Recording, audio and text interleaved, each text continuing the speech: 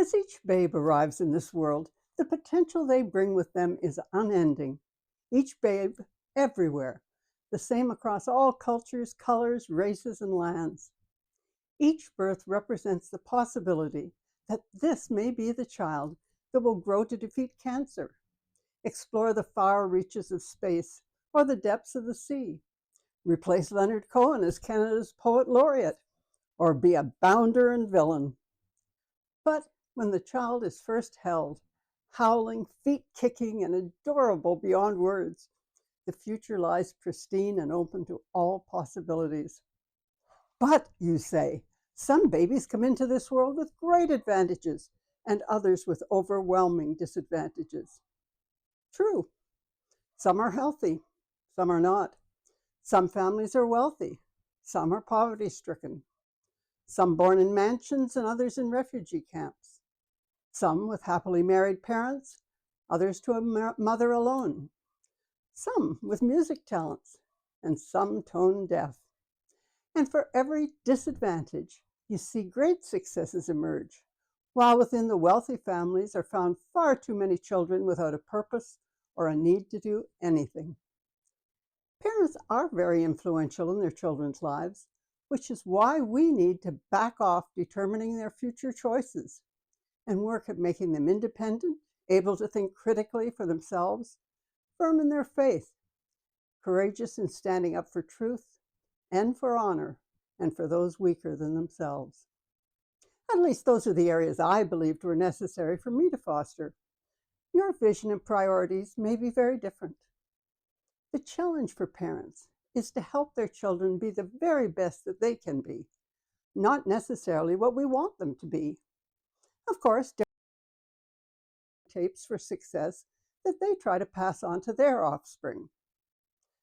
The farmer who wants the farm to remain in the family for generations to come and raises the child to value the fields and the animals and their crucial role in the food chain.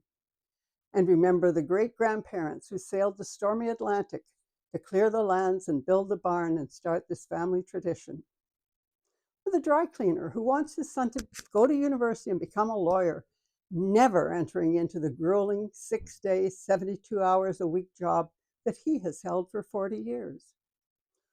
Or the restaurateur whose booming business needs a child with marketing and accounting, but the only interest his daughter has is in perfecting the beef Wellington and the accolades that will follow.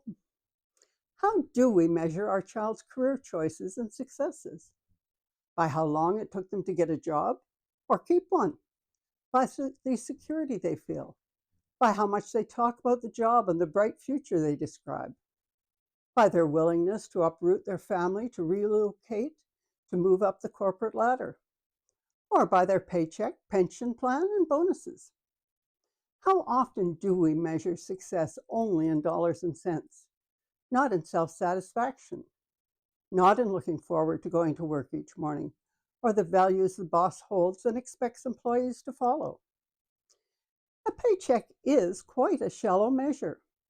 Much as work does occupy 40 hours each week, that still leaves 128 hours for rest, leisure, and relationships, for the satisfaction from singing in the choir, sports or volunteerism, hosting barbecues and softball games for friends and family.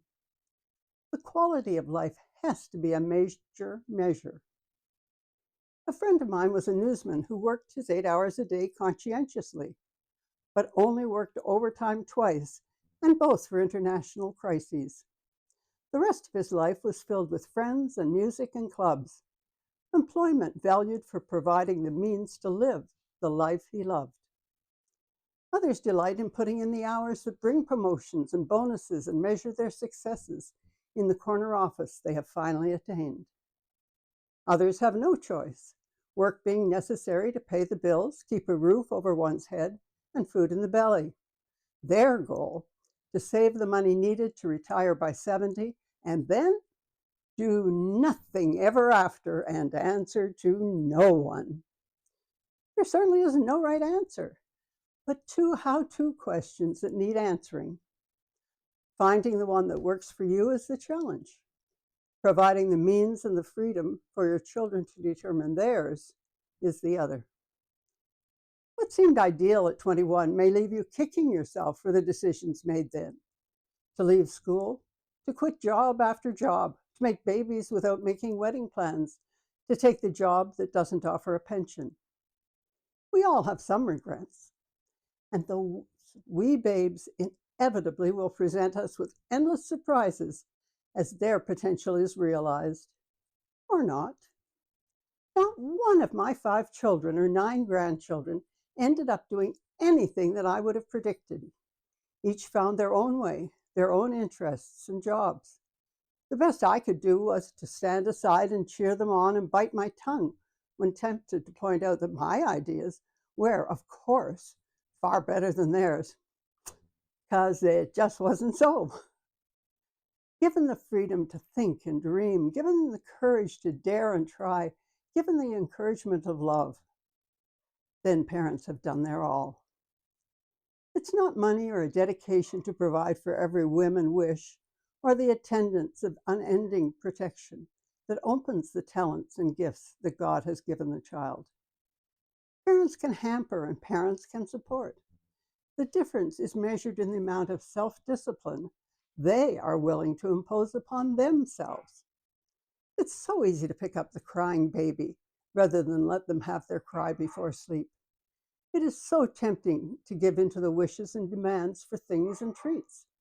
It is so calming to monitor them constantly via their cell phone, where they are, what they're doing, who they're with, rather than trusting that you have taught them right from wrong.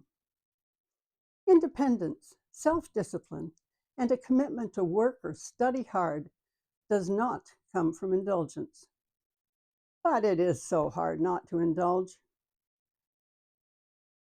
That choice is the parents'. The result may not be, unless what the parents are seeking is adults eternally dependent on them and living at home long after their education is complete.